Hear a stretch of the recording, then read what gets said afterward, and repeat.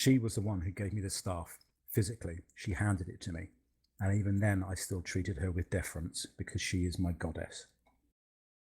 Even though I know her on first name terms, she is still my goddess.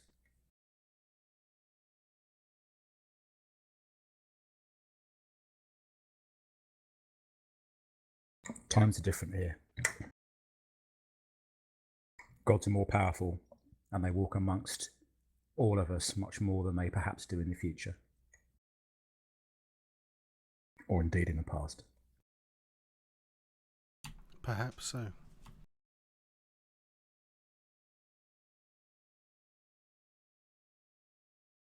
Gods are being created all the time. Small gods.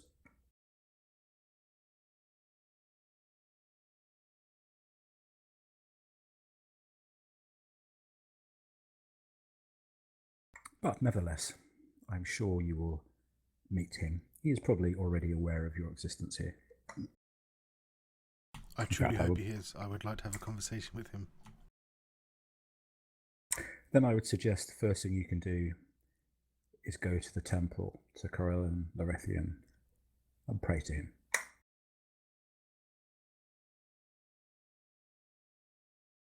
I must leave you now.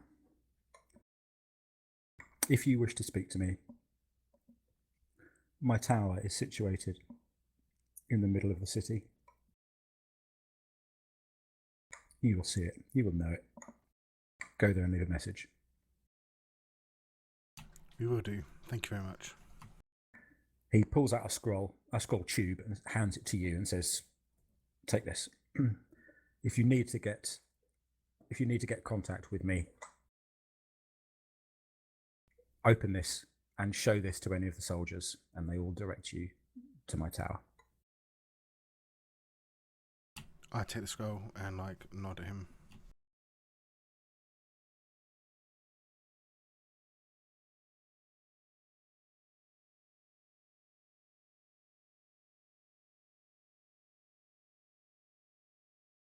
And he leaves.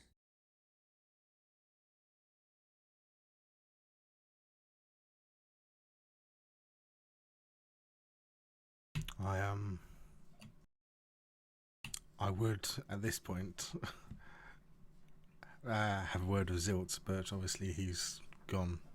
Yeah.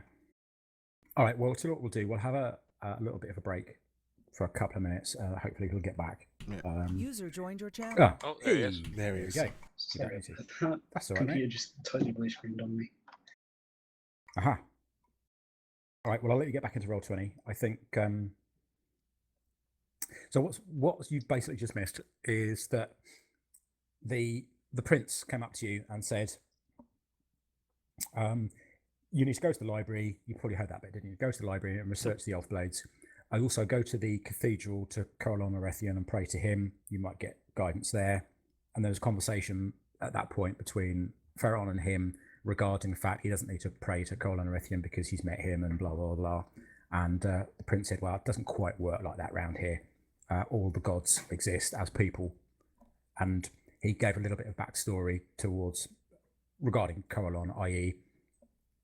he was a mortal elf and he did some deeds of such positive magnitude to the realms that people flocked to his banner and started really listening to what he said. He became a prophet, and then from that point onwards he became a god, not through his own choice, but just through the amazing works that he did and the amount of people that believed in him, in his ability to lead and his ability to govern to such a degree that he just got elevated to godhood. So there's a whole discussion regarding that. It wasn't that I'd met him, it was just because he isn't my god, so to say. Right. And I don't see him as a god. It wasn't just because I'd happened to have met him. And then the other thing is he gave Ferron a scroll tube with a scroll in and said, "Look, if you absolutely need to get in contact with me and you're not being allowed through, then you can use this in an emergency. And it's a scroll that you can show to any of the soldiery and they will allow you in, as it were." Okay, great. And then he headed off.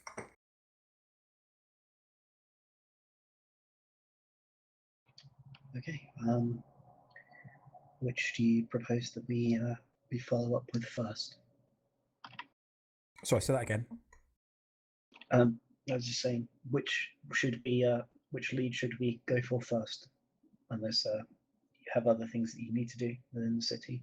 I guess I'm saying to the others. I'll hand the scroll to Zilt.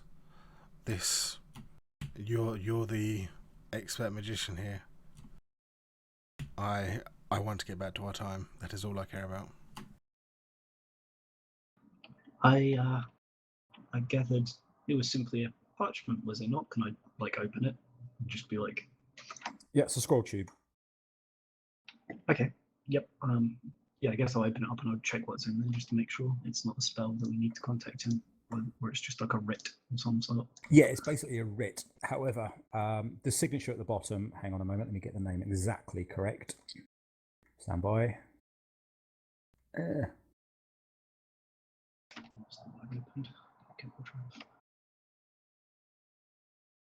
Okay, here we go.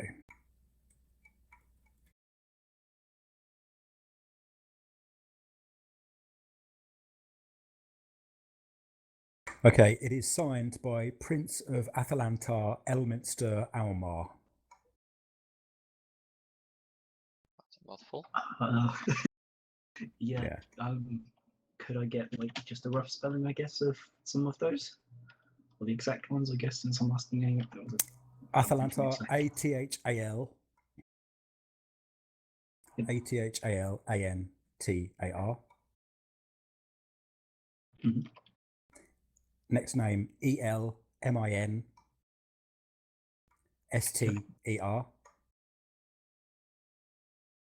Yep. Next name, A-U-M-A-R. Perfect, thank you. Okay.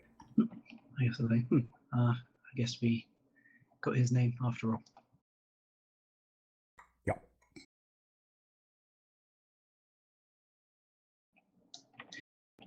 So I think, do we want to cover both of these at the same time, or are you happy to travel as a group? I would prefer to stay with at least one of you. Despite the briefing, I wouldn't want to stand out too much, not knowing Elven society as you both probably do. I agree. Griffin, you're a high elf, aren't you? I am indeed. Okay. Just to let That you know, worries me when you ask. No, that's absolutely fine. Just to let you know, Davrix, that Zilt, you also have the look of a high elf as well, rather than a wood elf. Okay, right.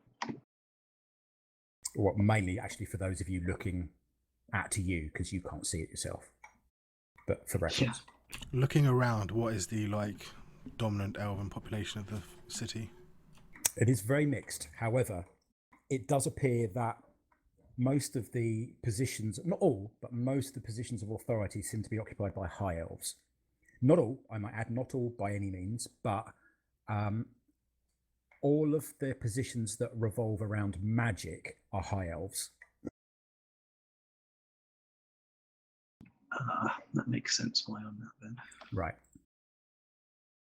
Now, the soldiers are almost all, to a man, wood elves. So all of the officers and all of the high-ranking people amongst the military are all wood elves.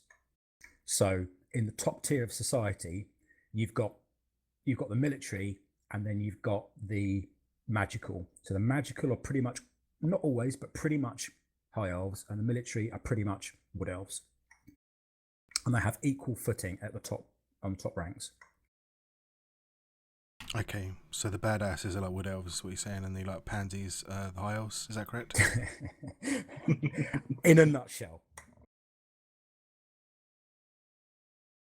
Okay. Right. Well, if we're to do this together, do either of you have a preference on which we head for first, the cathedral or the library? I'd be more personally interested in the library, but apart from that, it's not really a big deal to me. If praying to Corellon might get his attention to come this way, it might be an idea to pray first and give him time to travel here while we're in the library. Perhaps. Yeah. Well, the knowledge on the elf blades might prove useful. Perhaps divine guidance might show you to what extent. Or It is up I to didn't you. word that very well. I will follow your lead. Well, if it's all the same, then Delgar, if we head there first, perhaps if you do wish to make a start, we can attempt to meet you there if you'd like to begin.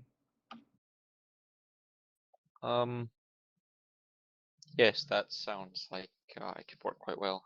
I would enjoy just browsing the library, but I'll definitely make a start on the elven swords first.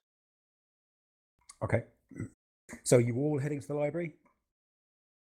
Sorry, I He's was just heading to the library, just- and okay. the other two splitting of us up. are going to. Yeah. Sorry, both of you spoken. The other two of you are going to. The cathedral. Okay. So I kind of zoned out while I was reading some stuff at that point, so I heard you, but I didn't actually hear what you were saying. My apologies. Okay. So I'm just trying to grab my notes. Right, well, we'll deal with you first, Griffin. Okie do. Now, you go to the library. The library is probably 12 stories tall, with balcony that runs round each floor. With on the ground floor, well, the ground floor of the library, which is still some way up the tree, there are the seating areas for people to sit and read. And each floor of the library is 20 feet tall, and books go from floor to ceiling all the way around the outside of each floor. There are hundreds upon thousands of books in here, hundreds upon thousands of books and scrolls and things like parchments and God knows what else. You notice that running down the middle of this area, because it's probably, well, I think about this 12 levels, 240, so 250 feet from top to bottom. You have these series of 10-foot diameter glowing white orbs, one at each level, that provide all the illumination that will go all the way down. Right. I assume there's reception somewhere, or is it all No. labeled? No, it's not. There's no reception and there's no labels on anything to dictate, i.e., which books are where. It's just there. Right. So Sounds yeah. interesting. Well, you go in. And this place is massive. Yeah, it's about 100 feet diameter, roughly circular, and 12 floors. Our books are floor to ceiling, 20 foot. Shelves, I should say, not books. So yeah, there's hundreds upon thousands of books here. And there are ladders that move around the walls as well, so that you can get up to the books that are 20 feet up.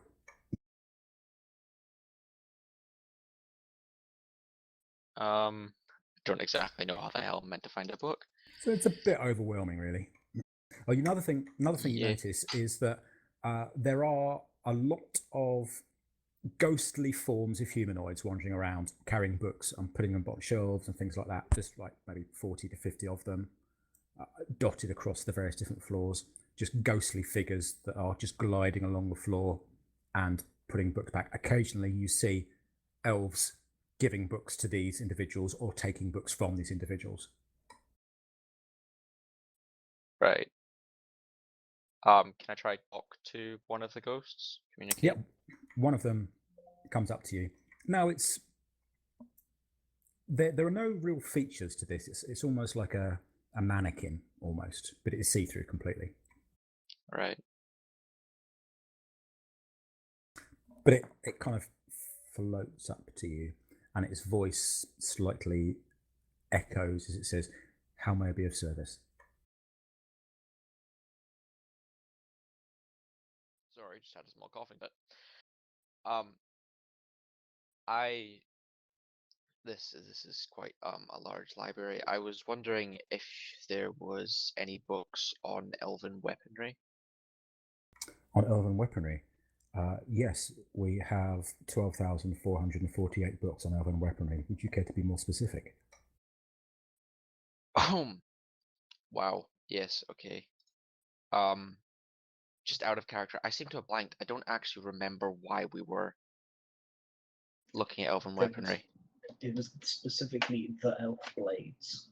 That's, Elf blades. That was it. yeah, the Right. elf blades. I think was the Okay. Thanks. Sorry. Just kind of spaced out a bit.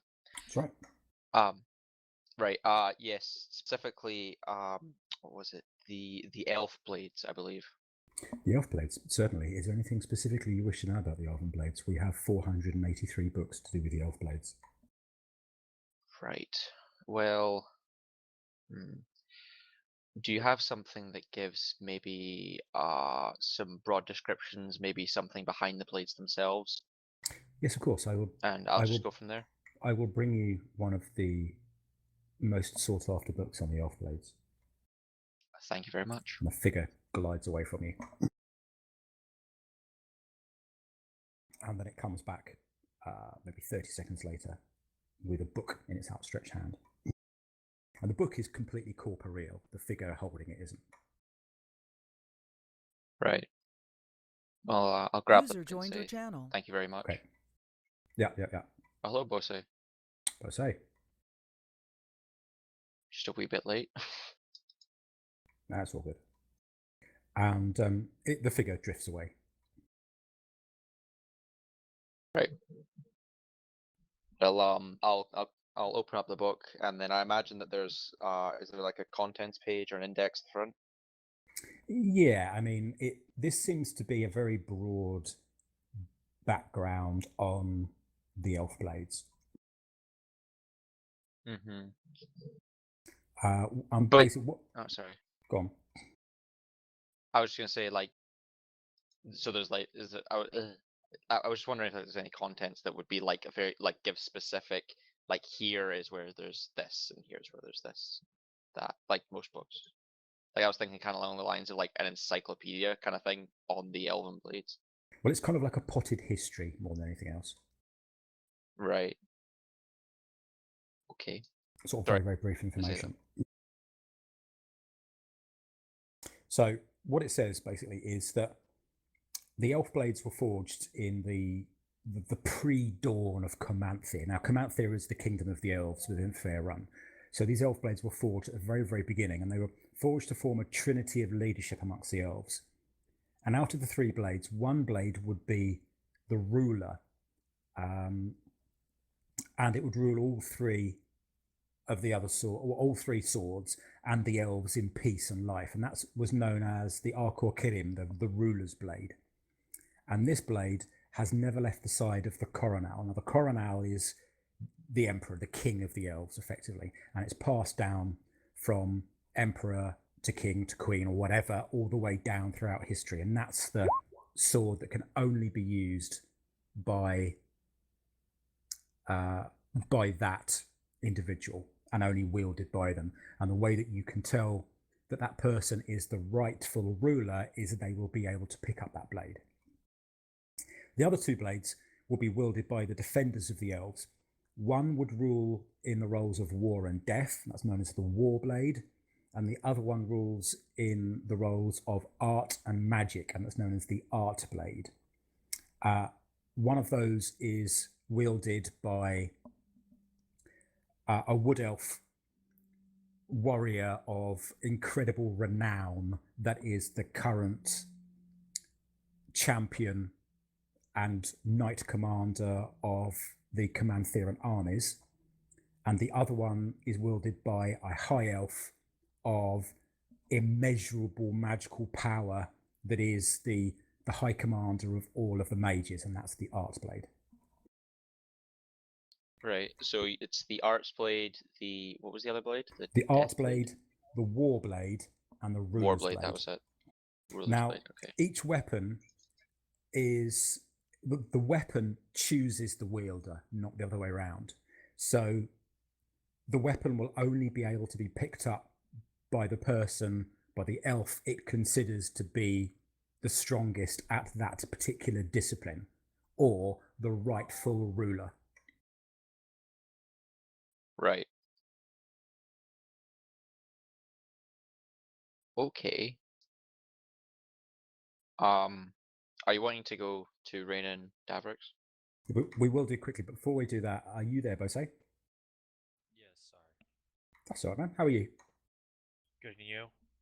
Yeah, good, thanks. How has been the last few weeks for you? Pretty tough. Working nights. Right. Do you want to give a very brief background on what Bose's missed? We traveled to Middle Earth. Yeah, basically No. we arrived at I forget the name of the stone. What was it again? The Standing Stone. The Standing Stone. Do you remember after was he with us then? When we teleported to the Standing Yeah. Stone. Yeah. Yeah. We got teleported straight back there basically, but it's about 1200 years before our time. We've been escorted to Mithranor. Basically we've been told, watch out, don't be an arsehole, basically. Just basic stuff in a city. We're going to a cathedral at the moment to pray to Corlon Norethian to try and get him to come to us. And Griffin's gone to a library to try and find out about some elf blades because we've been told they might help us. Okay. Back in time and trying to work out why at the moment. I think it's a TLDR. Oh, and you have a special power. But we don't know what it is yet. Oh yeah. You all sat around a campfire talking to this human who is masquerading as an elf. And he basically said that magic is more powerful now than it is in the future, and everybody is kind of stronger and in various different things, and it kind of got leached out over the millennia, over the hundreds of years between now and when your future. That's what you figured out anyway. And everybody has kind of, or you guys have been, you have some kind of extra ability that you didn't have before, and yours is called the Boon of Invincibility. And that's basically once per short rest, you can reduce the damage you take from one physical attack to 0. So, for instance, if somebody hits you and does 140 points of damage, you can go, no, doesn't, I don't take that damage. All right. Boom. But once per short rest. So you choose when you decide to do that, obviously. Yeah.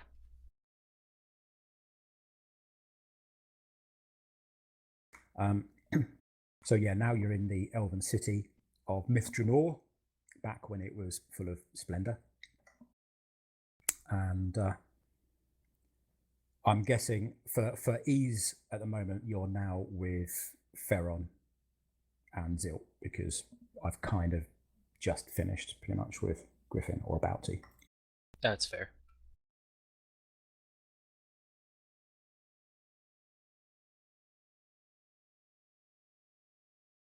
Okay. So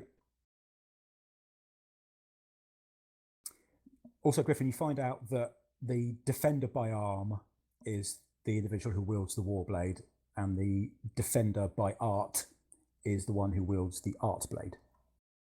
So you have, he's also, the defender by arm is known as the arms major, and the defender by art is known as the spell major. So, and each one has an army beneath them.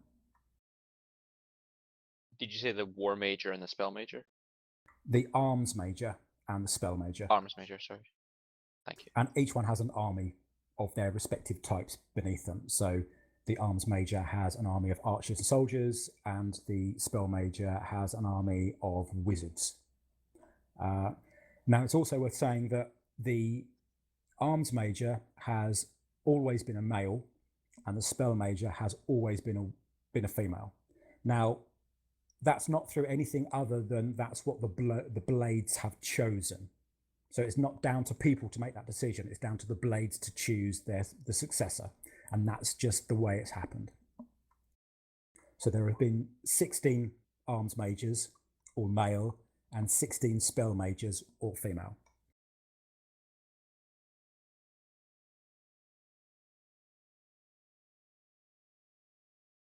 Okie doke.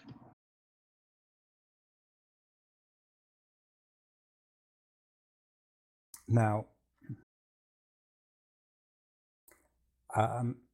it also gives you the names of those individuals as well, if you want those, who are the current, I might add, the current spell and arms major.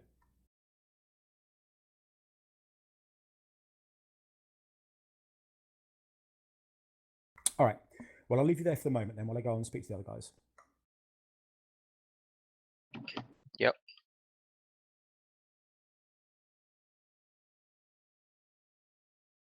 Okay. So the rest of you, you're going to the cathedral to Carolon. Yep. Now, you can find the cathedral. And when you get in there, there's a statue. The ceiling's about 200 feet high. There's a statue about 100 foot tall to Carolon Rethian. And yeah, it's exactly the same individual that you've met. And there are priests about. There's enough seating in here for 3,000 to 4,000 people. And there is a raised dais at the front that's raised up about 30 feet so that everybody could see. But it's about 200 feet from front to back. It's huge, huge, huge, huge in here. And it's beautiful as well, I might add. It is absolutely stunning. One of the most beautiful buildings you've been into. Now that actually we've got Kevros here, it's worth saying to all of you, what the hell? What was that? Did anyone else just hear that? Nope. I just had a server group Nope. assigned. Ah, I've just got it. Ah, right. Bronzebeard has just demoted me. Awesome. One nerd. Okay. Lol. You must be dying on the inside now. It's a nice thing to do at mid-game as well, nice and considerate. Right. Oh well. Oh anyway. my god. Oh my god. And he's also removed my ability to send messages. Awesome. Oh, I can see your lol. Yeah, That's that's in the channel group. I can't do it outside of the channel, outside of our channel group. Huh. Awesome. Yeah, fucking. Right. Pretty much. I'm Too past bad we're going not out. allowed to use alternatives to TeamSpeak. Well, it's kind of We've heading not that way. been allowed. Kind of heading that way. Right. Sorry. Where did I get to before that was very rudely happened? What was I saying? That threw me. Now that Kevros is here, it'd be nice to blank, blank, blank. Shit. Oh yes. Yeah. It's nice to say that when all of you guys look at Kevros, he's a half elf. You see more elf than human in him. Now I know you were like that anyway, weren't you? I think. I think I. Or you're more Yes, human yes. than elf. No, you were more elf looking than human looking, weren't you? Yes.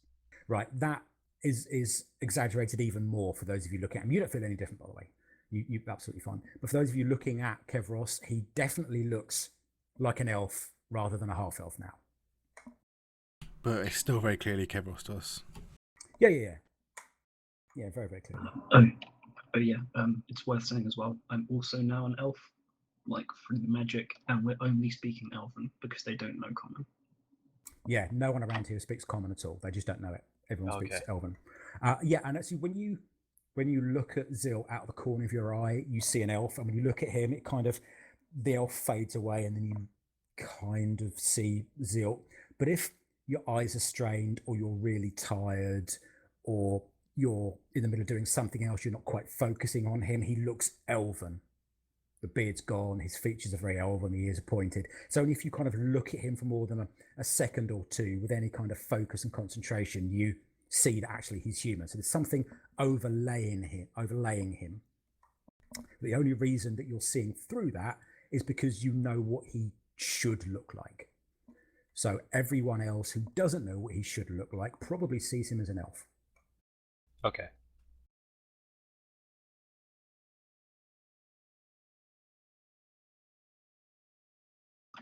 Right, so Oh, actually, the other thing is you've still got that cursed sword, haven't you? I believe. Right. No, that's gone. Right.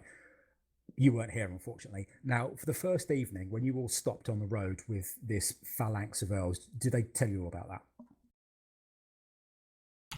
No, we gave like a brief rundown, but Right. So basically, when you teleported in, there was the screen you're on now with a big fire around the standing stone. Elves doing some kind of ritual, and there was about 100 elves dotted round you that were all elven archers. Now, that evening, when you stopped to camp, the guy, the mage prince, who came to speak to you, said, "Yeah, you've got a cursed sword. No, you don't have a cursed sword." And he just took it out of your hand, and then he just said, "Yeah, no, you're not having that anymore. That's a cursed sword. That's stupid." He just took it from you. And you were fine with that. You were fine with that. But he didn't cast a spell. He just went, yeah, no, you're not having that. And literally just took the sword out of your hand like you would take the sword out of a hand out of a 5-year-old kid who picked up a sword. You go, yeah, you're not having that. Just did that. Gone. this guy was stupidly powerful. He was like, just to make us move faster, he was using like 9th level spells. So you don't have that cursed sword anymore, so you don't need to worry about it. All right. Anyway, it's kind of served its purpose for what it was there for, so yeah. Right. So the three of you are now in the big cathedral to Corellon Erethian. Yep.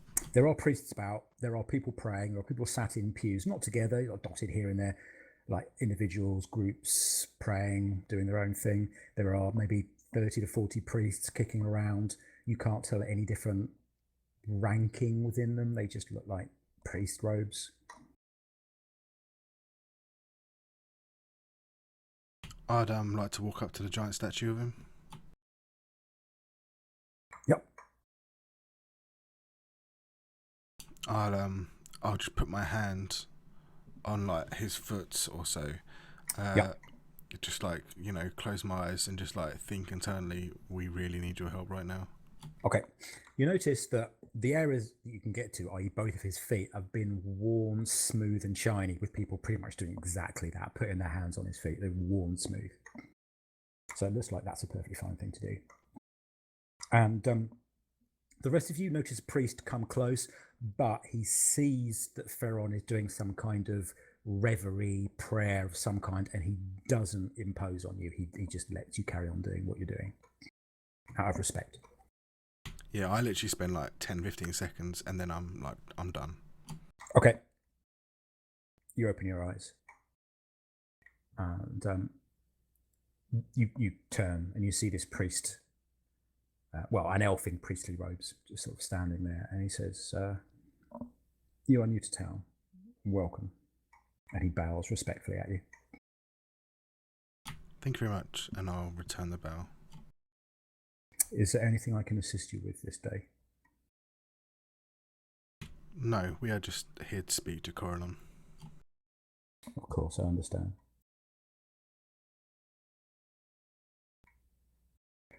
He says, "If there's anything that we can help you with, please just approach one of us." And he bows at you again, and he just moves away without a response.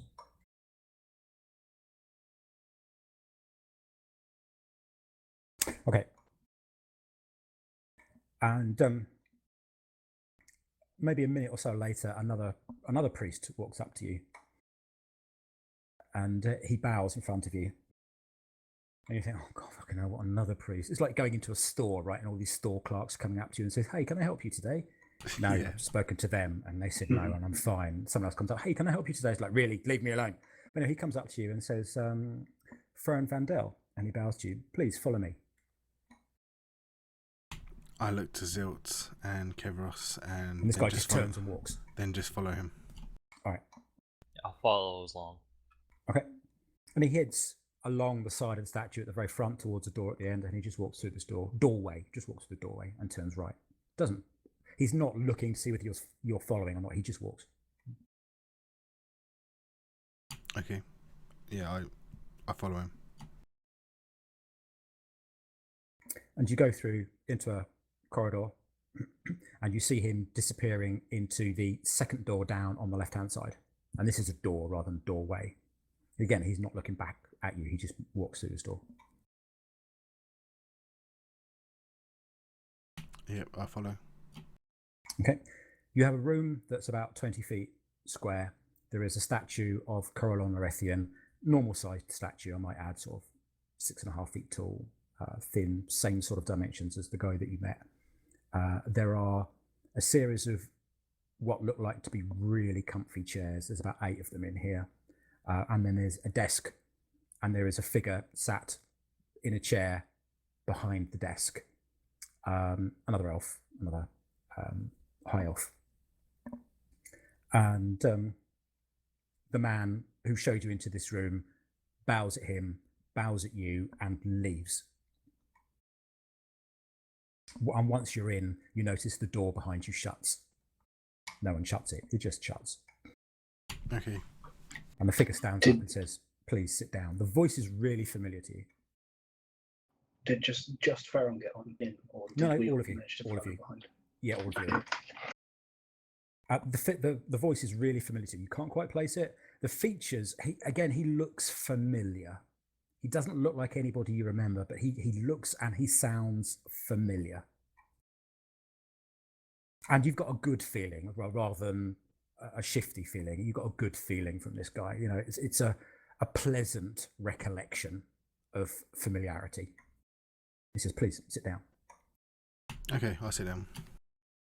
And then he waits till you're all sat, and then he sits as well. I'm just gonna, as I stand up, I'm just gonna scratch my invisible beard, then realize I'm doing it and stop and just say, "I'm feeling kind of hungry. You don't have any chicken, do you?" I stare at him a little bit. He smiles and says, "Yes, I have some chicken." The door opens and somebody comes in pretty much straight away and puts a plate of chicken down on the table and a couple of pictures, a couple of jugs, I should say, not pictures of, because that would be bad. A couple of jugs, pictures of liquid, and then this guy leaves, and the door shuts again. He's looking at you, smiling. Okay, cool. Welcome, Farron, Zilt, Kevros. Where are your friends? They are at the library. It's been a while since we last met. You're kind of not sure where you've met this guy before, but again, it's really familiar, and he's, it's a good feeling.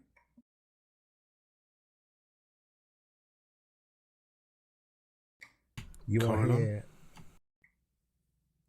for all intents and purposes, yes.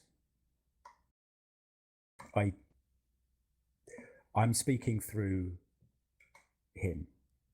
I'm speaking through this priest. Okay. Ooh, magical. Why are we in this time? I didn't bring you here, but you are here because there are some items that you must obtain to take back with you. You already have one of the items, and that item was the one that brought you here in the first place, and that is the sword that you have, Paladin. That is the item that anchors you to the correct location here. There are some other items that you must obtain, and they will help in your journey. The thing is, you already have the items. You already own them. But those items need unlocking, powers within. And that is what you are here to start to do. The first item has been unlocked, and that is the sword that you wield. The next item that will be unlocked will be your bow, he says, looking at you, Fel. And then after that, there will be, depending on what you do, the gloves, the dagger, and so on. And there is something special in store for you, Zelt. You're not merely just the chronicler of the story. As you have would have been learned, happy with that, but I understand, but as you have learned, with each one of these sagas that has happened, there has been a chronicler, and without that person, the stories would have been lost to time. However, as the story progresses, that chronicler becomes more intrinsic to the story. And so, as they are drawn into the story, they become part of the story.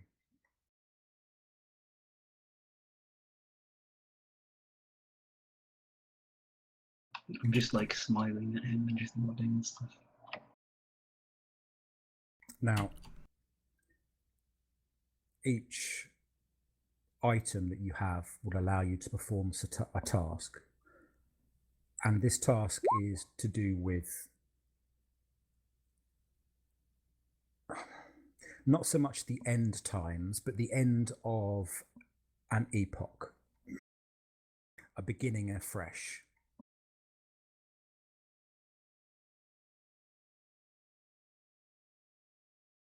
Where would we go about finding these items?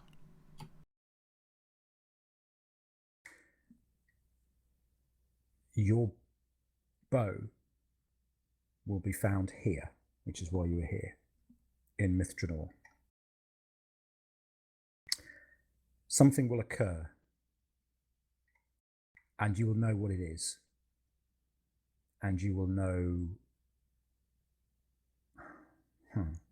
You must figure out what you need to do. I would tell you all of this information and give you all of the answers, but sometimes even I am not allowed. I have to conform to certain agreements with others. You've contacted us at various points throughout time itself. Are you free to roam? I exist in all times, at all places. And what I know in 1,000 years in the future, I know now. And I knew then. I would ask of you an enormous favour. Ayla?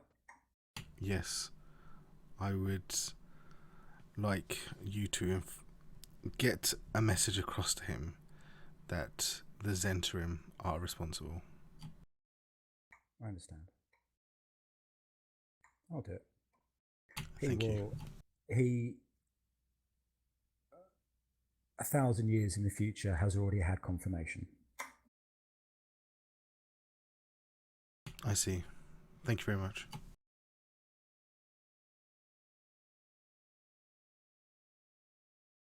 Now, all of you, there is more to your lives than you imagine.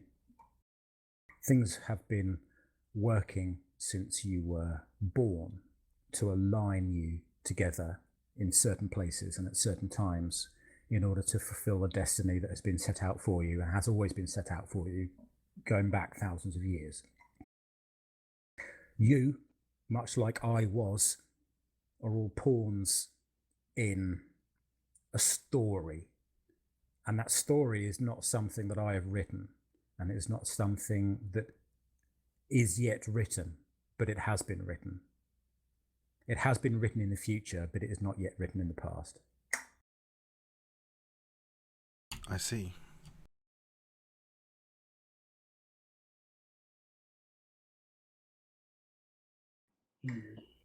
You are tied with a Zhentarim. You are tied with the Red Wizards of Thay, which is an organisation that has recently come to the fore. In the future, when you go back, and you will go back, there are ties, both good and bad, that will connect you to these groups.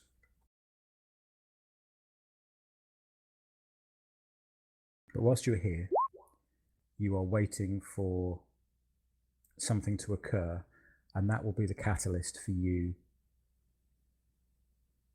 to be able to unlock the potential within your bow. My bow is already very powerful. No. Maybe not to you. It is not as powerful as it should be, and it's not as powerful as it will be. Okay, I trust you.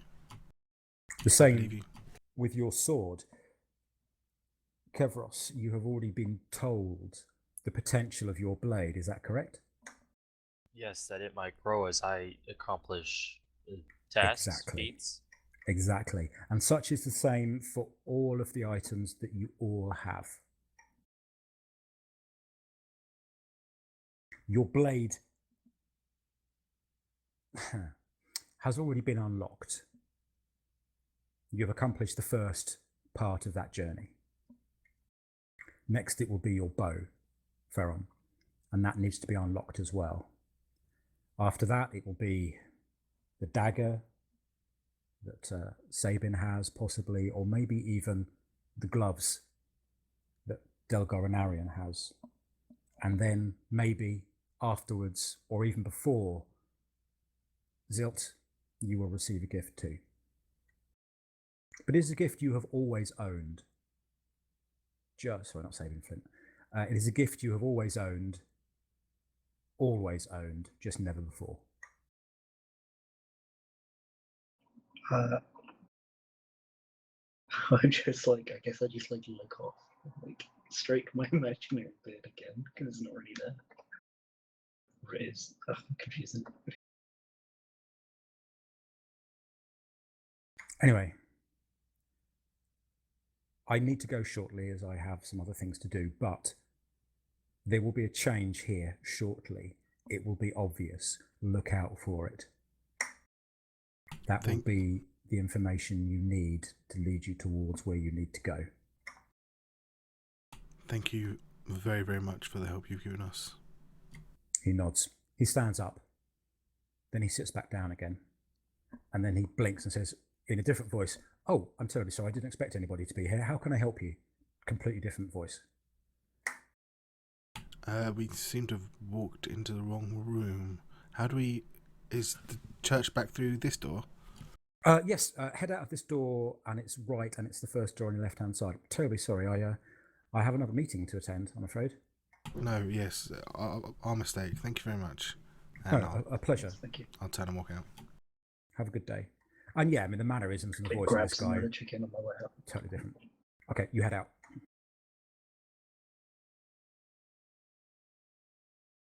And Delgar, you have finished researching the swords. I mean, you can't take the book out of the library. You can take any notes that you want. So if there are any questions you need to have answered when you get back to the group, you can just let me know and I can answer them if I feel it's legit.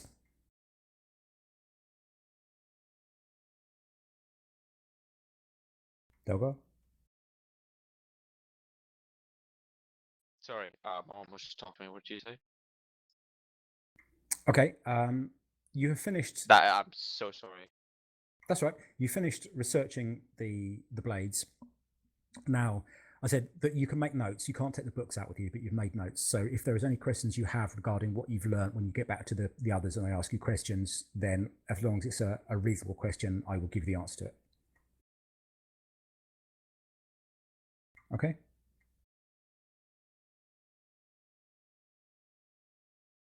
Okay. I'll take that. Okay, go ahead. Yeah, Okay. I'll say okay I'll on his be asking behalf. questions. Yep. Sounds good to me. Okay. So you all get back together again. pretty much where you were last time, because that's the only point you really know at the moment. Mhm.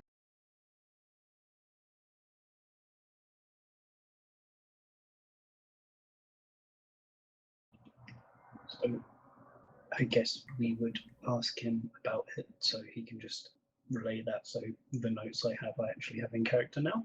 Yep. That's fine. And the questions that would ask about the blades is what particular properties they have, like magical properties if they're documented, what abilities they give to their wielders or anything like that.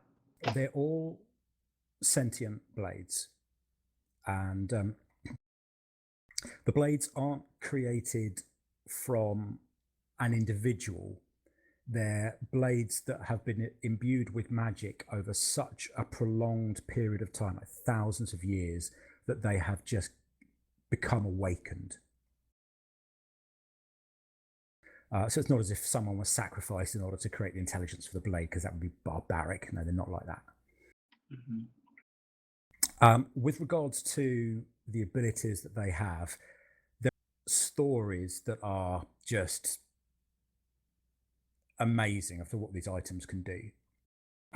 And it seems to be that you have to take them maybe with a pinch of salt. Right. Because all sorts of things are attributed to them.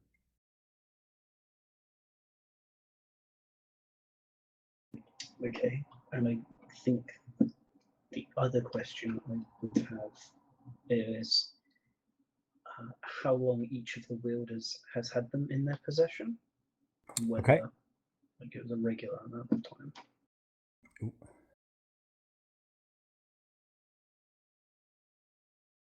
Okay. The art blade has been with its current wielder for just under 1,000 years.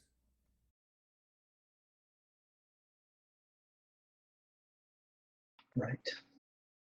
So these are like not normal. These are immortals, effectively. What, the wielders or swords? Wielders.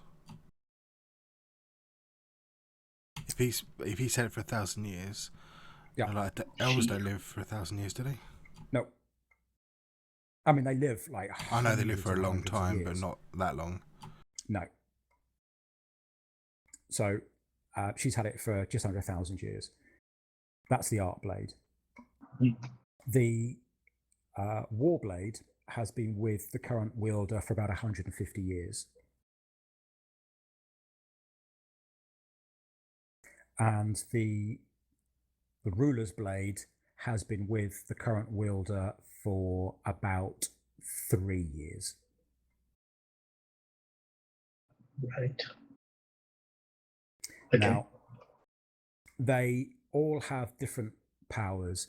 There's been rumours that the Ruler's Blade can bring people back from the dead, although that's kind of been ridiculed a little bit. Certainly has the ability to heal any kind of damage short of death. And it's designed for a ruler, so the ability to detect whether people are lying and things like that is what it's for. Okay. The Warblade is aimed towards increasing the powers, the martial powers of the wielder. So increasing the strength or the dexterity, the hardiness of the individual, things like that. It also is believed to have the ability to be released by the wielder and still carry on fighting an opponent with nobody wielding a blade.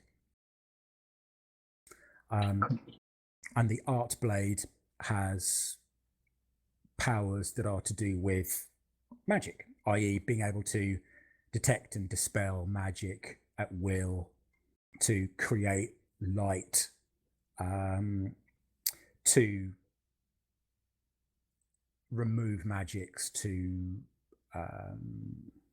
protect from, to augment magic, to boost sort of the effects and things like that. Amongst other Okay. things. Yeah, I see. It's sort of like, who knows how much of that is like legend and how Yeah. much of it is actually the proper properties. Yeah, Cool. totally. Okay.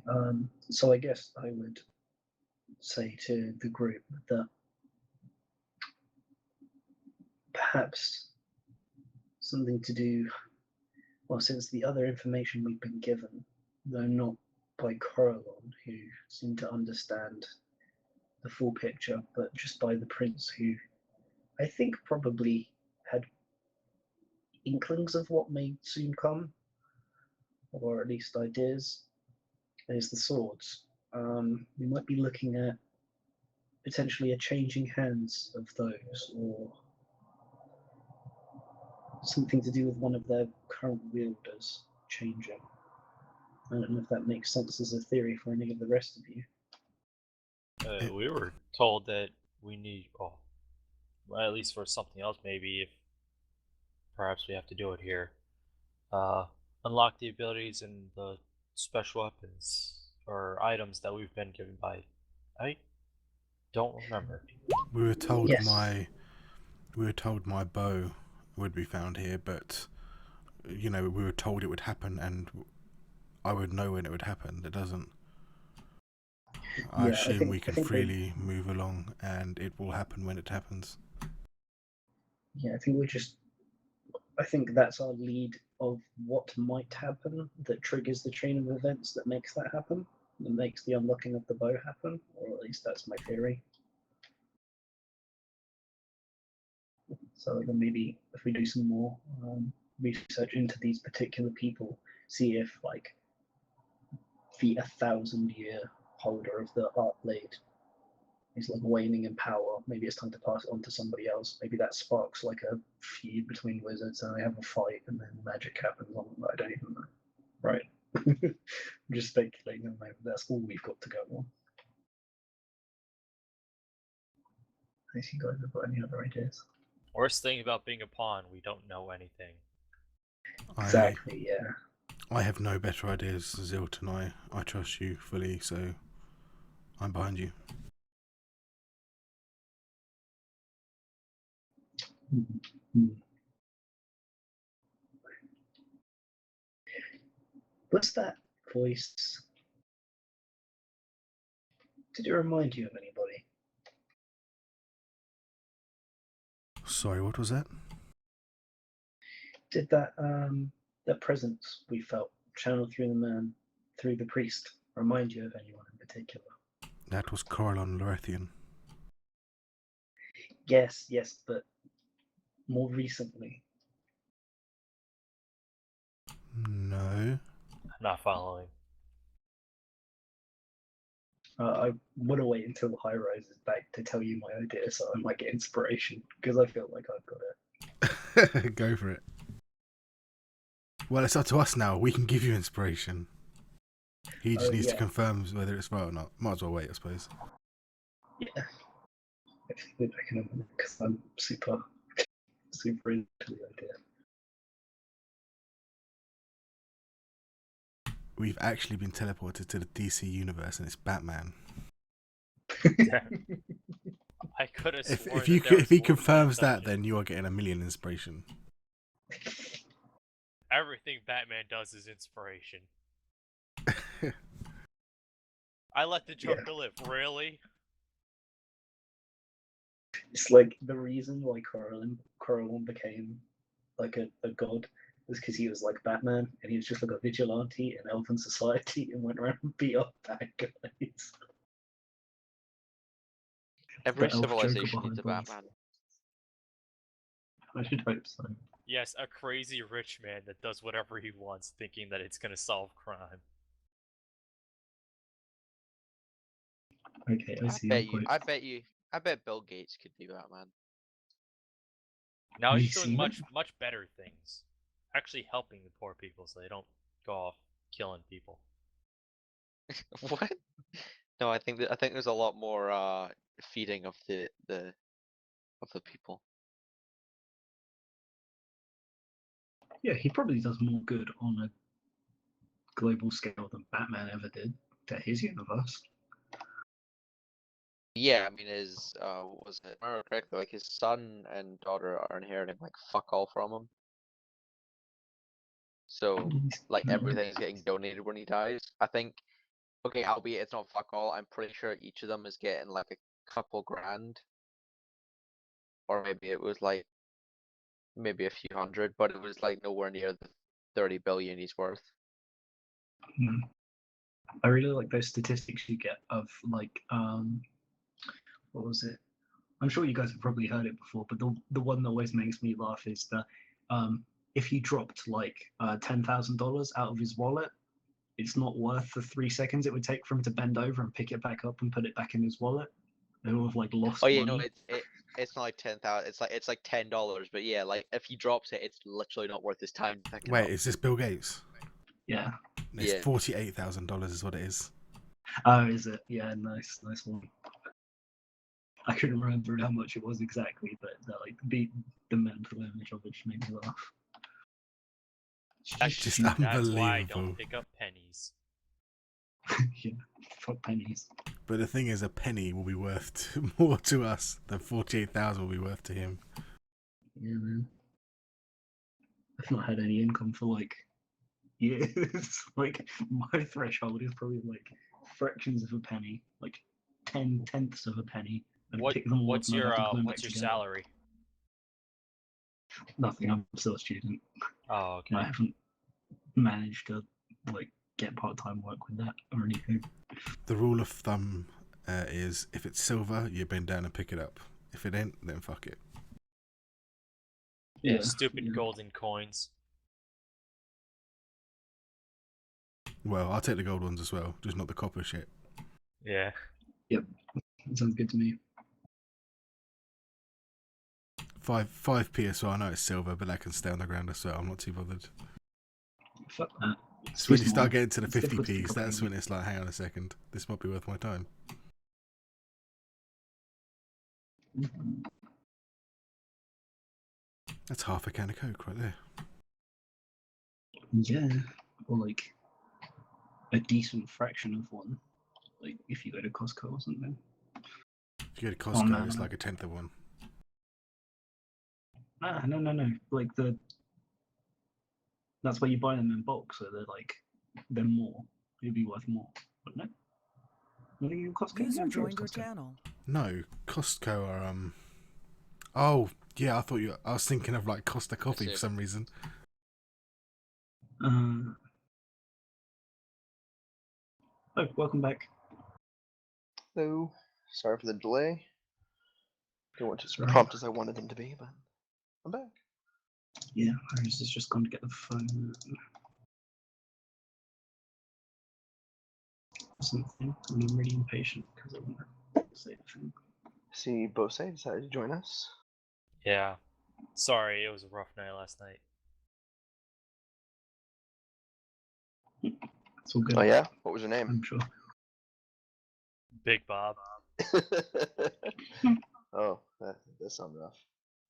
Yeesh. He literally meant rough.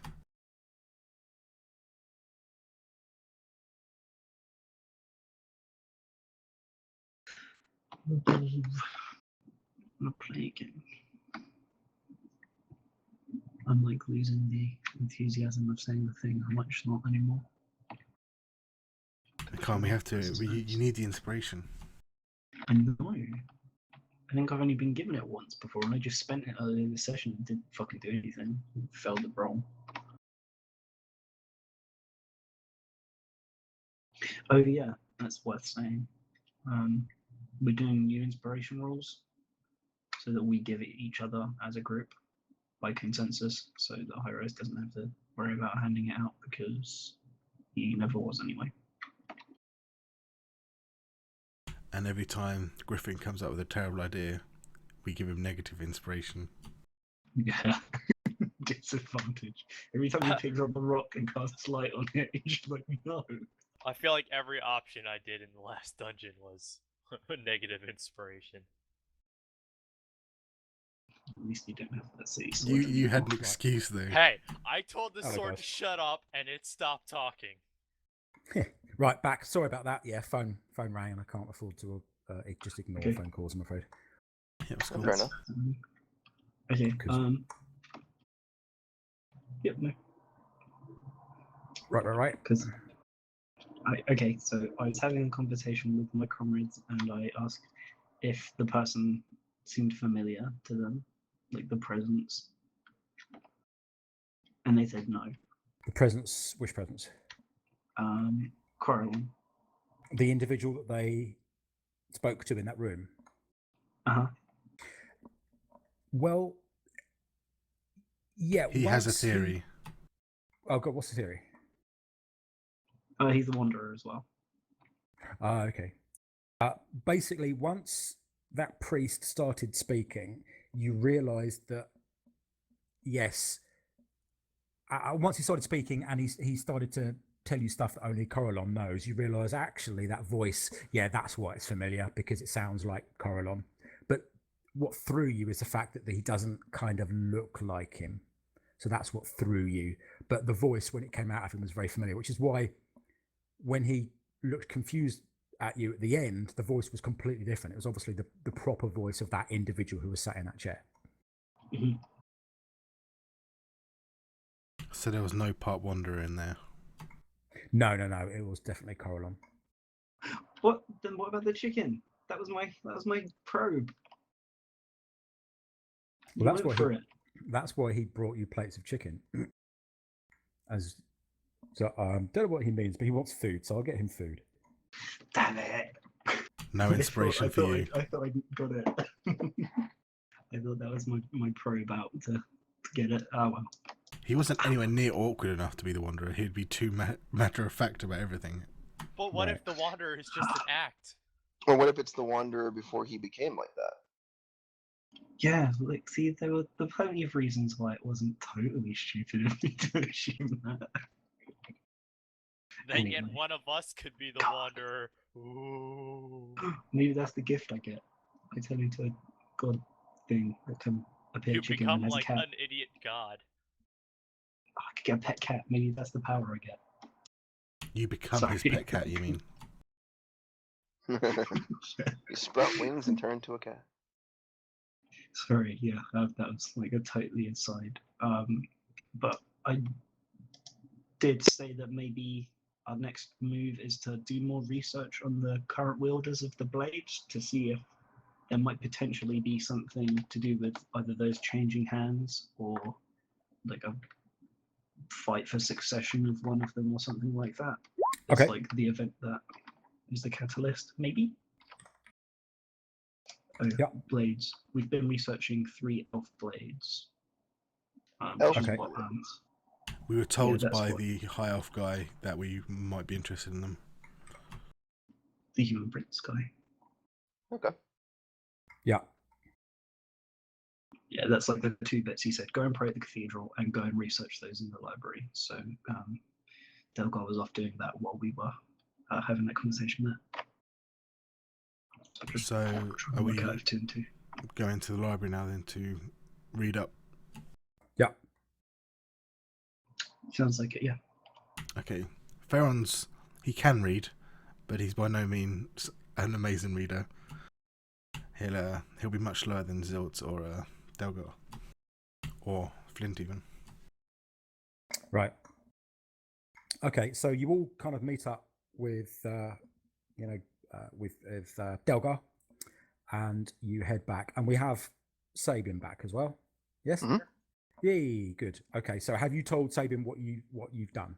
No, we just had a conversation with Coralon Lorethian, and he told us that we will be getting basically both Kivros's blade that he got is the reason we're here, and we'll be finding other blades, or not other blades, other weapons for each of us in turn.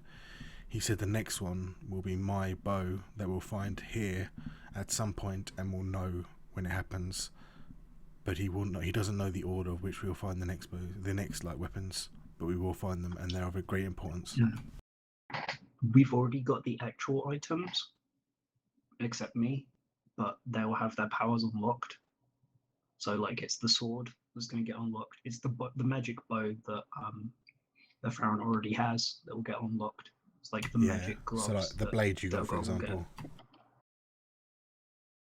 And then I'll get something at the end, and I don't know what it is yet. It's a magic secret. Magic secret. Okay. Okay, so you all head back to the library. Now, to give you a description of the library, Sabin, because Flint missed it, you have a library that is about 100-foot diameter, roughly circular, with 12 floors, 12 stories, with a central sort of balconies on each floor going around the outside, so a central well down the middle.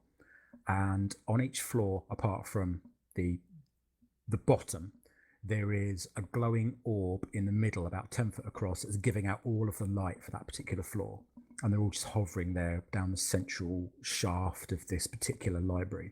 Each floor is about 20 feet tall, and there are bookcases all the way around the walls, apart from the entrance. There's only one entrance in, and that's on the ground floor. Bookcases all the way around the walls, and the bookcases are 20 feet high, and there are rolling ladders, like you've probably seen on TV of libraries that have really high bookshelves, that go round the walls so that you can get up to the books that are on the high parts of the shelves. There are hundreds upon thousands of books in this library. Okay.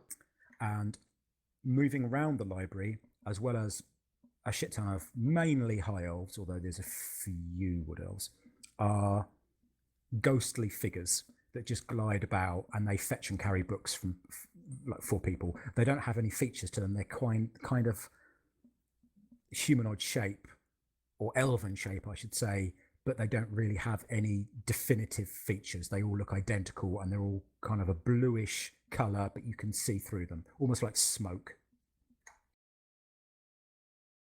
And they're pretty much the librarians. And it seems from Delgar's foray into the library, they have a completely encyclopedic knowledge of every single book in this library, each one. Wow. What city are we in? You're in Mithranor. Okay. So it's basically, you're in the trees. So the trees are about 1,000 feet tall and about 200 feet wide at the base, and they taper towards the top. And the buildings are either attached to the outside of the trees or inside the trees themselves. So you're moving across bridges. Some of the bridges have, they're almost like rope and wood bridges, have buildings on them.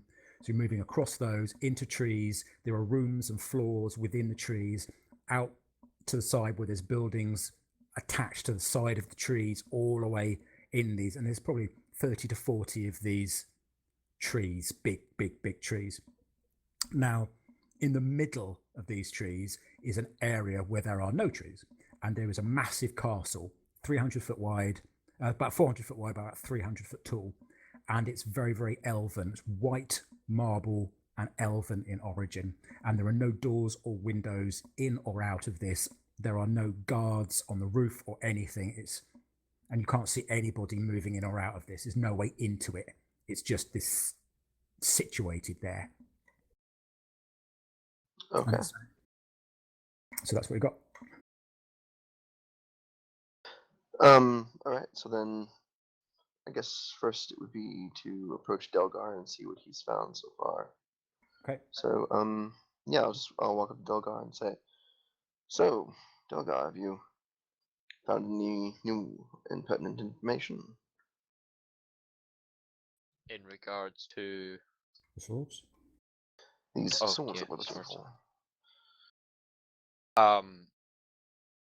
Oh, good lord. Sorry, I'm really having a hard time staying awake right now. Do you want me to go over the information? Yeah, that'd be great. I'm so sorry. I'm just really fucking blanking out right now. All right. I'm writing it down. Don't worry about it. Well, basically, you've got three swords. You've got the ruler's blade, the war blade, and the Art Blade. Now, the Ruler's Blade is wielded by, strangely, the ruler of the elves. This is like the emperor, known as the Coronal. And it is handed down a family line. And that family line is the Irithyll line, Irithyl, Irithyll, who's the current, that's the surname, as it were, the family name of the current leader. It's a woman. Then you have the Warblade, which is wielded by a wood elf, always been handed down to a male wood elf. Then you have the Art Blade, which has always been handed down to a female high elf. The swords are insanely powerful. The abilities they have are, well, they're incredible, really. They can do, so the Art Blade can influence the wielder's magic in sort of augmenting the powers and dispelling magic on other people, detecting magic, things like that. The Warblade is geared towards melee combat, so increasing the strength, the dexterity, and the hardiness of the wielder by blocking things, increasing the armor class, all sorts of things like that. And the Ruler's Blade is designed to increase the social abilities of a ruler, so detecting lies, also being able to ensure that he stays healthy and can heal any wounds that he might take short of death. And all of the swords are sentient, but the rumours and the histories say that the reason they're sentient is not because any creature has been bound into them, but they're so powerful that they have gained sentience over the millennia they've been in existence. Each one is insanely magical when it comes to utilizing in combat as well. They can cut through almost anything, and they're all very, very light and very, very easy to wield. They also increase the longevity of the wielder as well. And current estimations are that the Art Blade wielder has had that blade for just under 1,000 years. The Warblade wielder has had it for about 150, and the ruler has only been a ruler for about 3 years. Okay.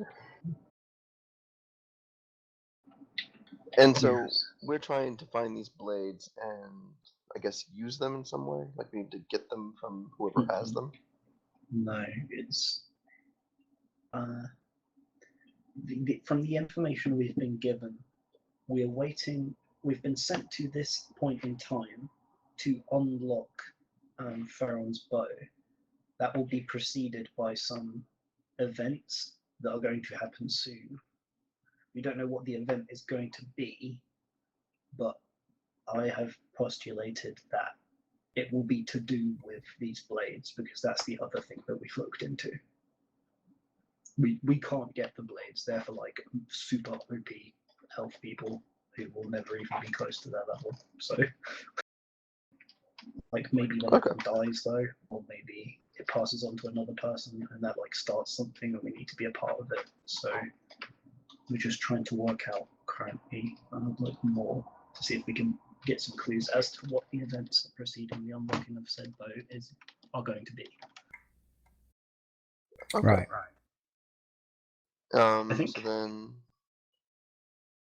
well, I'll let someone else say something before I ask. No, go on. So what I was going to ask is, since we're here in the library and that's the information we're looking for, do we have an idea of where we would find books that could potentially give us that information? Or would you like us to roll something to find those?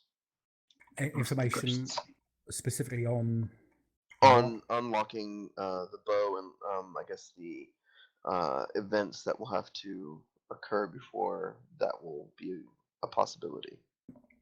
You've been told that something will happen of such magnitude that it is pretty obvious that it's leading you towards what you seek.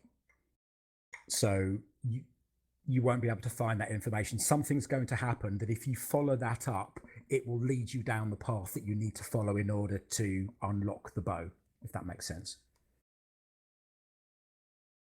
Does that make sense? I think so. Yeah. Yeah. Okay. Okay. So, guess. So Zilt says, okay, I think the routes of inquiry that we need to take as a group are finding out about the current wielders of the blades. So I'll leave that up to you. I'll try and do some reading about contemporary events and see if I can use my knowledge of like very ancient history to piece together what might be coming up based upon those. Okay. Like just what significant events have just happened, and maybe I know in like the timeline of recorded history something big's going to go down, whatever it is, even though these people won't know obviously because it's in their future. Okay. Well, I mean, what you can find out is that recently the previous coronel, Eltergrim Irithil, stepped down, and his he died, basically stepped down and died through stepped down and then died through ill health. And he decided that instead of being healed, he actually wanted to go to Arvandor, which is the plane of existence that would dictate his where he goes after death. And he actually wanted to go there, so he elected to go off and do that. Right. And his heir is Arave Ilithil, known as the loveliest rose of bloom in the Great King's Forest. And she is the grand niece of Coronel Eltegrim Irithil. And she dictated that there should be a 5-year period of mourning before she takes up the mantle as coronel.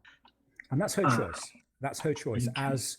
As the heir, that is entirely her choice. And through histories, you can find out that other coronels have chosen between 1 and 5 year period of mourning before they've taken up the mantle as well. So that's not an uncommon thing at all.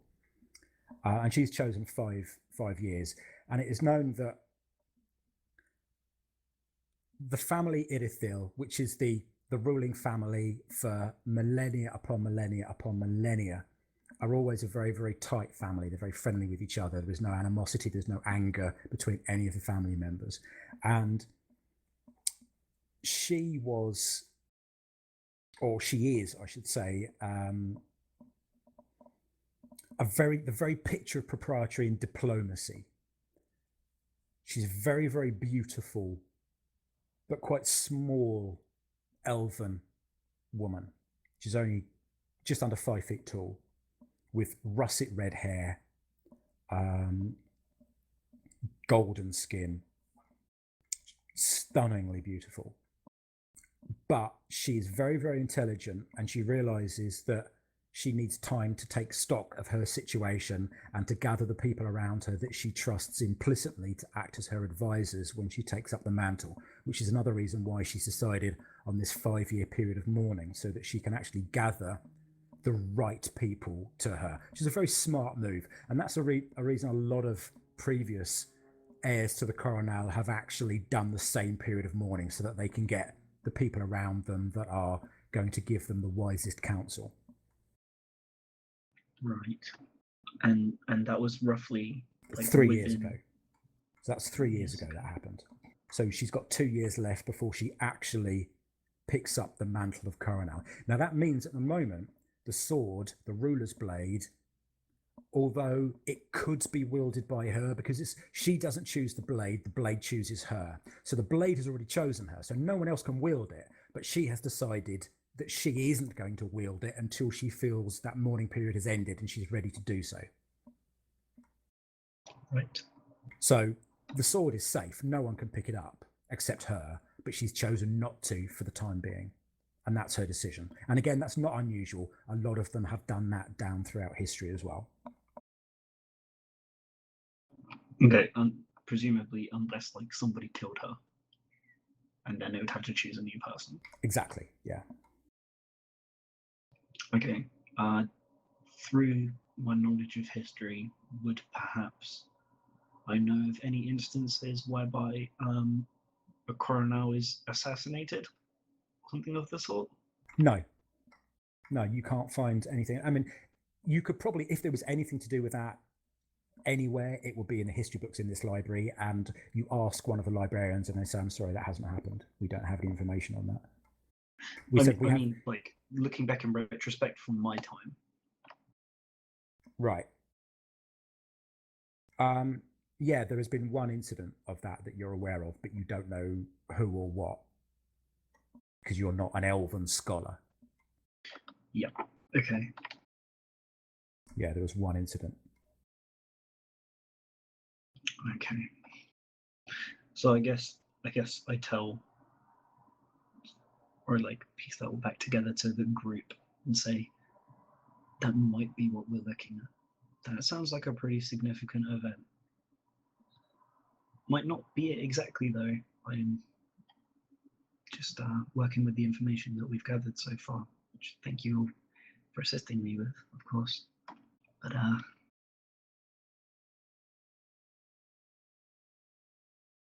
shrug. All right.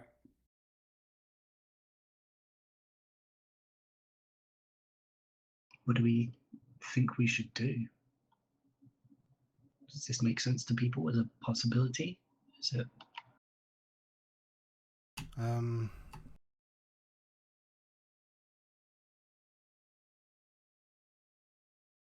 I mean, if we go meet her, then what?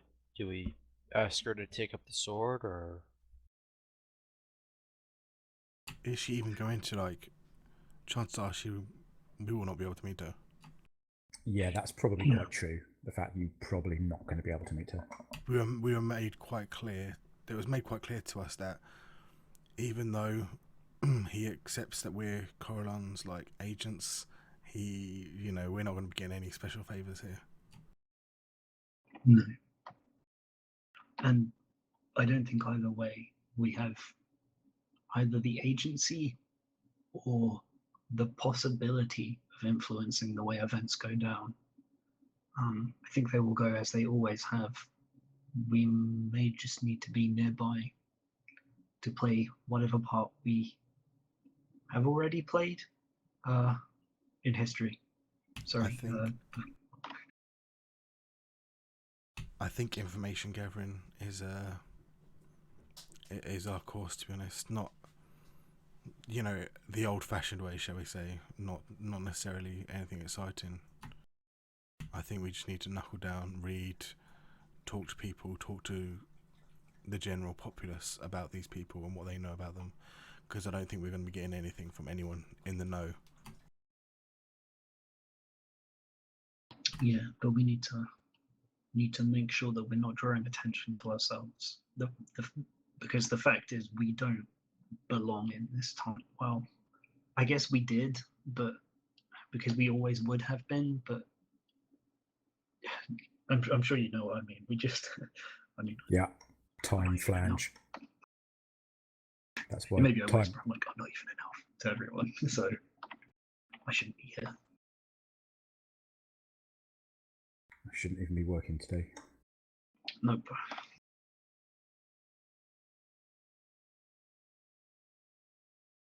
Okay. Well, what you actually learn is that Arave Irithil actually had a career, if I want a better word, as an adventurer for a while before she came back to Mithranor. And she has a betrothed a young blade singer called Josidiah Starim. And she has decided that actually she's not going to take up the mantle of Coronel until Josidiah Starim comes back from the journey that he's undertaken, which is going to be within the remaining 2 year period of the mourning. Josidiah left not long after Arave was proclaimed the new Coronel, with agreement from Arave, and said, look, I'm going off because I want to earn your approval. I want to earn my position as your husband next to you. So I'm going to go away and I'm going to earn that, and I'll be back before the 5 year period's up. And so that's another reason why Arave does not want to take up the mantle yet.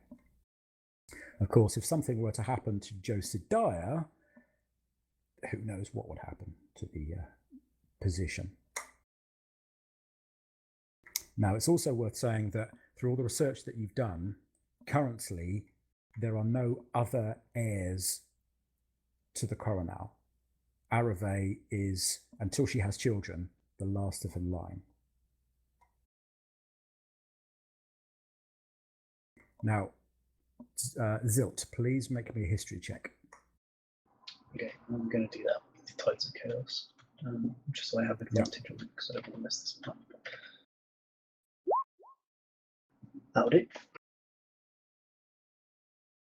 Okay, so Tides of Chaos allows you to do it with advantage, does it? You'll have to... Yes, once per long rest, roll any one check with advantage. Okay, right. Your history check is the last Coronal, which actually started the fall of Mithranor, was waiting for her lover to come back when she was assassinated. Guys, try and give me inspiration. Because you asked for it, no. And also because you found this information out from a dice roll, no. But I already guessed that. I already knew she'd get assassinated. Okay, fine. You're Being cheeky at this point. Okay, yes. I guess as the things click together in Zilt's head, he's like, I know what's going to happen.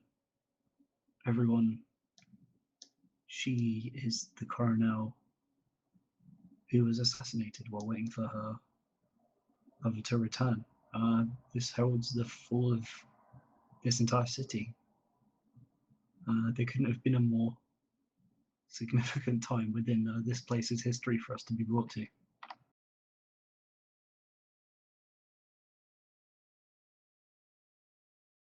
Shocked silence, I'm sure.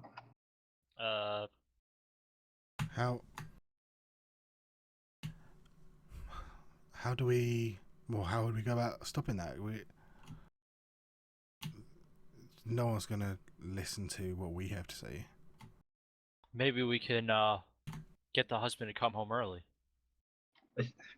I don't think we can change it.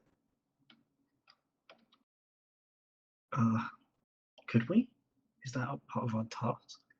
I don't see, because I wouldn't know that it had happened in the future if it hadn't happened in the past with us here to do it, unless our task is specifically so that when we return to the future, it's a different future to the one which we've currently inhabited. If So you what? see what I mean. Are we supposed to ensure that she's assassinated? I don't know. I don't know how time travel I works. don't I'm only a like time 5th level travel. sorcerer. I'm only a 6th level sorcerer. I mean, this is beyond me. So Han, you said it caused the downfall of this city. I'm getting a ton of echo. Sabin. Hey, so I was wondering, is your character actually arguing time theory in character? Oh, everything I said Yeah. was assuming that you're in character. I think so. All right. Well, I mean, there hasn't been any scientific discoveries that would change the way we would understand that to work that wouldn't mirror the way magic's developed in this world, is my justification for that. And since I'm a scholar, I would understand. And I also have knowledge of the spell, or the fact that time traveling spells don't exist in the time that we're in properly. Right. So it's not something that could have been researched to have a different understanding than the one that I'm making up, unless High Rise says so. You said that it leads to the downfall of this city. Is it safe for us to be here? I think we have to play some part in it, though, as you've all said, to ensure it happens or to prevent it. I couldn't say. Well, surely we should do neither. We don't want to prevent it, but if it's going to happen, we don't need to ensure why ensure what's already going to happen? We know it's going to happen. Unless our role was specifically. Yes, that but we perhaps need we were to do brought here something. so that way we could prevent it from happening. Yes. Time travel. Yeah, that's why I said, like, you know, time theory in character. It's gonna get hairy. Mm-hmm. I think maybe after some pondering, what Zilt says is, I think we are heroes. Our destiny is to change things, to be instruments in what's happening. I think we just follow our natures. We try and help and see where that gets us. I don't think we would have been chosen specifically for this task if it wasn't, you know, all that we went through to determine the pureness of our hearts. I can't imagine we'd be expected to sit idly by while we let all this tragedy that we know to happen. Well, I Maybe? say we attempt to avoid the tragedy, even if we're not allowed, or even if time doesn't allow, and we will stop these. I don't know. I see two ways of doing this: stop the assassination, or go find the husband, get him to come back so she picks up her sword. Yeah, I think she's nigh impossible to kill if that happens. I think that's a good shout. I think that's a fine idea. Okay. Yep, let's do it. Okay, so what's your overall plan? We're basically going to try and make her wield the blade. That's right, isn't it? Yeah, and to do so, we're going to try and find out about Josiah, where he is, and implore him to come home. Okay. Well, as you probably well imagine, there is nothing really in the library about Josiah, other than what has been written in the very, very recent, that's awful, written in the very, very recent history books that you've been able to find.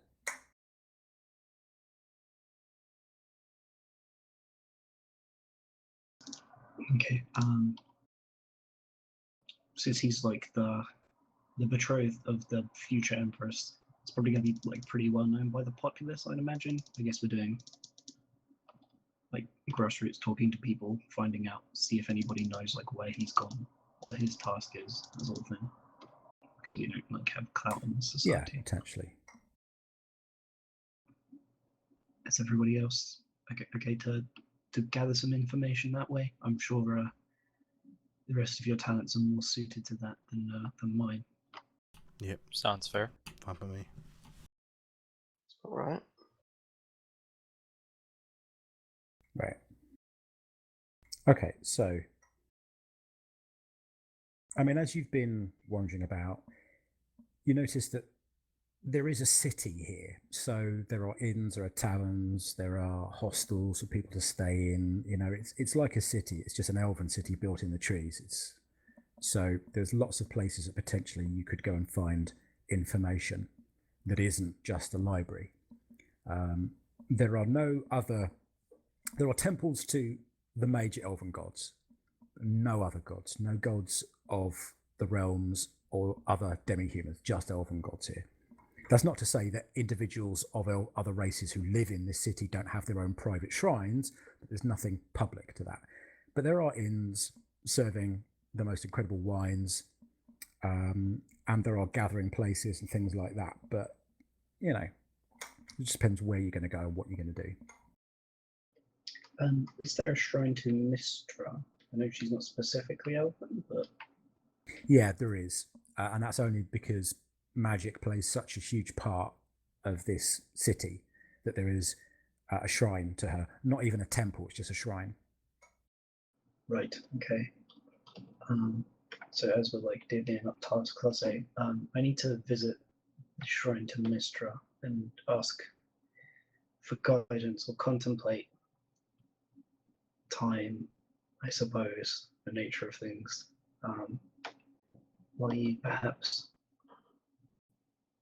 find places together, more tangible information. I will accompany you in case anything goes awry with your disguise. Thank you. Yeah, that would be most welcome. Okay, so the two of you go to the Shrine of Mistra. What about the rest of you? You can go as well if you wish, or it's up to you. Well, I do we think know I'll of, follow. do we know of any more promising or equally as promising places to gather information? Well, as said, really, the only other places you can really think of will be the sort of places that you would go to in any city, which is the taverns, the inns, the temples, things like that. I mean, there is a citadel, an army citadel that might have information, but not necessarily the best place to go. Just think of a normal city and where you would go to get the information there, for instance, and that's pretty much what you can find in this city as well. Do we know how long ago Josiah left? Yeah. Now it's been 3 years since the previous Coronel Eltigrim died, and Arave came home just before that because she was summoned due to the illness of her granduncle. So that's when she came back. And then after the death, maybe a few months later, Josiah said, I'm going to go off and I'm going to earn something worthy of being your husband. So he has been gone for just a shade under 3 years. Well, it's kind of a long shot, but maybe I could ask some of the birds that might live within the city if they knew where at least which direction he left, and we can start tracking him that way. Well, 3 years, probably that's not going to happen. If it had been Yeah. yesterday, then that might have happened 3 years ago. The thing about animals is they can't really determine person A from person B that well unless there's a marked difference in the individuals. And being that 99% of people here are elves, they're like, well, I haven't got a clue, I'm afraid. Yeah. I mean, it could just be Okay. the same way we did stuff in Arabelle, right? I mean, just heading around to a bunch of taverns until we found one that said the Nightingales were up in X place in the north of town, right? Just do crawl around everywhere. Get drunk at the same time if you want. Up to you. Yeah, I mean, this is a city. It happens to be the biggest and the proudest of the Elven nation at the height of the Elven nation, but it's still a city with all of the good and bad that comes with that. Guess it's worth a try. Do we? Well, I guess we probably wouldn't. But maybe we will. I'll ask. Do we know where that guy? I can't remember his name. Like Dust something. Yeah, Josiah. There you go. Yeah, that guy. Do we know like if he frequented any like places, like where his Pretty favorite much places were? I guess. All you know is what you know. All you know is that he was the betrothed to the next Coronel and he's disappeared off. So you don't know anything else. You do know that they were part of an adventuring group, and the adventuring group came back here at the behest of the Irithil family purely because of the impending death of the previous Coronel. So that's pretty much all you've got. You don't know anything else about Josiah or the adventuring group. Okay. yet. Do we know any? No, I guess we don't know any of the names. Okay, so then, yeah, I guess I'll go to a tavern then to try and gather some information about these people, so I can potentially track them down and ask them some questions. Do we have? I'm looking at the two magic users. Would either of you happen to have any sort of clairvoyance methods of tracking him? No. Nope. We'd have to have known him previously, and even then, I don't have that sort of magic.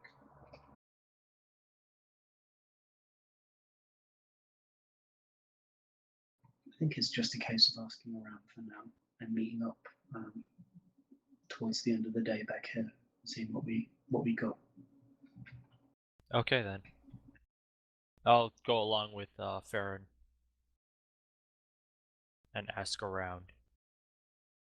I'm going. Alright. I'm going with Zilt to protect him. Oh, then I was Sabin that I meant. Sorry. Flint. Okay. Sure. Yeah. I guess I will try. Well, I don't know. Are there any? I'm assuming there's a number of different like taverns / inns in the Oh, city. yeah. Do I know Yeah, of there any is. that seem to be frequented by adventurers more than like others? Well, if you go around, you can probably find some that look like they're frequented more by adventurers. Although there aren't many. What's the word? Visitors to Mithranor at the moment, and the visitors that there are seem to be mostly elves. You probably missed Okay. earlier on, actually. I don't know whether you did or not. That you are only allowed into Mithranor if you are invited in. So there are no just itinerant people who wander in on off chance. So Okay. everyone here is here because they have some ability or a skill or something that is beneficial to Mithranor. Okay. Then yeah, I guess I'll just go to the first large inn or tavern that I could find. Yep. Yeah, you can find one. All right. And I don't know, like, if you want to have me do my inn tavern stuff first, or if you want to let Zilt do his stuff first. I'm okay to wait if Zilt isn't. Right. So quickly, just Zil, what were you going to do, and I'll determine who's going to be the quickest out of two of you. I was going to head to the shrine of Mistra and like either ask people who may be attending the shrine or contemplate the nature of like time travel magic and see whether I can work out myself All right. what I'm supposed to do or whether I was supposed to have done something or whatever, right? Just trying to work out how time travel works and the only way my character can. Okay. Well, I'll deal with Flint first then, and Sure. come back to you. All right. So, yeah, Flint would just go into, like I said, the nearest large tavern, and then look around, see if there's anyone that looks like they'd be particularly knowledgeable. Okay. You find an inn called the Treant's Treat, and you head in. And you notice that this one appears to have a couple of dwarves in it as well. Okay. And I know that this person Josiah is supposed to be an elf person, right? Or he's of elven Yeah. descent. Yeah, an elven blade singer. Okay, so yeah, dwarves probably don't know much. Okie dokie. So, does anyone look like they would be particularly knowledgeable of, this person, his group of traveling companions? Well, Or I is mean, it like just the barkeep, basically? No, there's a few people in here. It seems that the fact that there's a couple of dwarves in here is probably a good thing. It shows that they've got a more open policy towards clientele. So it's not just going to be purely elves, which might mean they would allow adventurers in. It might not. Oh, I didn't know But- that was like the air of this city was that, even though you're allowed in, you may not be served by, the inns and taverns and such unless you were an elf. Okay, No, so it's not strictly like that. No, but it's you're only in here if you're invited. So anyone who is here of another race is going to be someone of prominence within that race. So either going to be like a master craftsman or nobility or a politician or something like that, or someone of importance, not just going to be John the wagon handler who's now a first level warrior sort of thing. That's not going to happen. You're never going to find that. So any demi-human who's here is likely to be of influence within their own society. But the fact that it has a more open clientele and it doesn't have an exclusionary clientele means that they're going to be more open towards people discussing information, if you know what I mean. okay, cool. Then I'll approach the bartender and I will ask him if he knows anything. A word that. If he knows anything. Well, but I want to be like more specific. Like, and you have to be diplomatic about it. You can't just be, hi. Do you happen to know where Josiah is? That's not gonna work. That'd probably be bad. Right.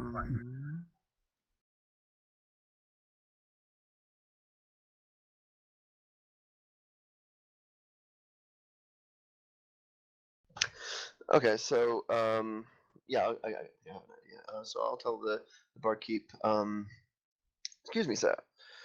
I'm a traveling scholar, and I'm writing a book of sorts on a person who's frequented this area, a man by the name of Josiah. Do you know anything about him? Josiah, the betrothed of the new coronel. Yes. One of the reasons that sparked the writing of the book was he is the betrothed of the new coronel. Well, we only know a little bit. An adventuring company. Twin Foxes, they were called. Oh, wonderful. I had heard that they were in the city somewhere. No. Do you know? No. They left the Lady Erithil here, and they left. I couldn't tell you more information about that. I don't think he ever came here. One of the guys who drinks here occasionally has met him, or at least has heard some of his stories from him in an inn. But no, he never came in here. But no, they left somewhere. I don't know where they went. A couple of years back now. Oh, that's terribly unfortunate. Do you happen to know if the person that had heard some of his stories still resides here in the city? Yeah, he doesn't come in here anymore. But yeah, he does. You probably want to head to one of the northern inns. It's a place called. Well, actually, it's not so much an inn as a kind of ex bell ringers building. It's called Tyrrell's Tankards. Okay, well, thank you. You've been most helpful. It's a pretty rough sort of place. So yes, well, I don't have much in the ways of finery. It's really just the book. kind of. Yeah, try that. Try that. They might have some more information. He might not even be there. He might be out working. He might have died. I haven't seen him for about a year. But yeah, try that. Right. Thank you. So with that, I guess I will convey the information to Kevros and head that way. Right. Okay.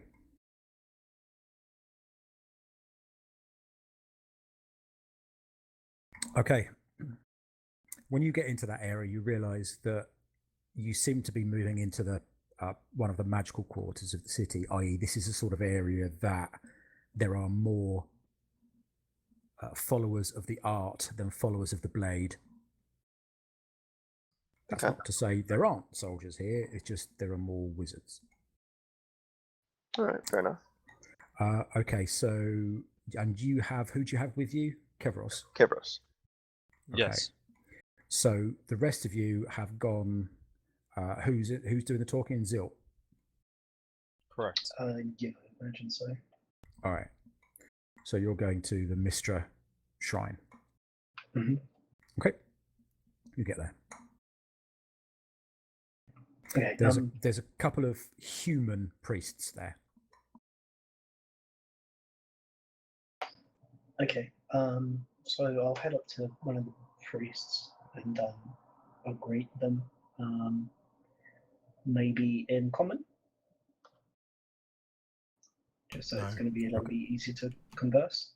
No, I will translate for you if needed. We were told not to speak common. But they're humans. Yeah. Still. Okay, fine. If you don't think it's a good idea, then I If mean, you I want- would say try Elven first, and then Yeah. if they don't seem to understand, then switch to Common. I mean, okay. it's just as Speak easy. both, so So just common, to, Elven. Elven. Okay, So, what are you going to say? Greetings, priest of Mistra. I've recently come upon a quandary. I was wondering if you might be able to help me. That is why we're here. They say in perfect Elven. Okay, yeah, that's fine. We'll stick with that then. I in my research, I've been looking at the time conduit magic that Mistra bestowed upon her greatest champions, and I was struck by the confusion around how magic of that nature might work. In Well, what regard? if someone were to travel to the past, would any things that they do have been preordained? Would they have already have been there to create the present which the person traveled back from? Or might they make actions that create an alternative dimension in which those actions are taken? This is an interesting situation. We must pray on it. It is not a question that we've been asked. Are you a follower of Mistra? I am. Then, And I think I actually am as well. then perhaps, being that you have the knowledge of the question and its ramifications within your subconscious, you would pray with us for an answer. Yes, I will do so. Okay, so you are actually a follower of Mistra, is that correct? I think I've never been particularly religious, but were I to go for a deity, or were I to ever speak a god's name, just maybe the light curse, or the one that's on my mind because I'm a scholar by trade, it would probably be Mistra. Okay, so you pay lip service, if that. Yeah, So, but yeah. I'm really trying here because I'm so confused. Okay. Okay. So you pray for a few minutes. Basically, what you find out is that effectively you end up having a vision, and it is you plus these two priests, and you are standing on an open book. And this open book is probably 100 foot tall by about 60 feet wide, and it's open, and it's a spell book. And around you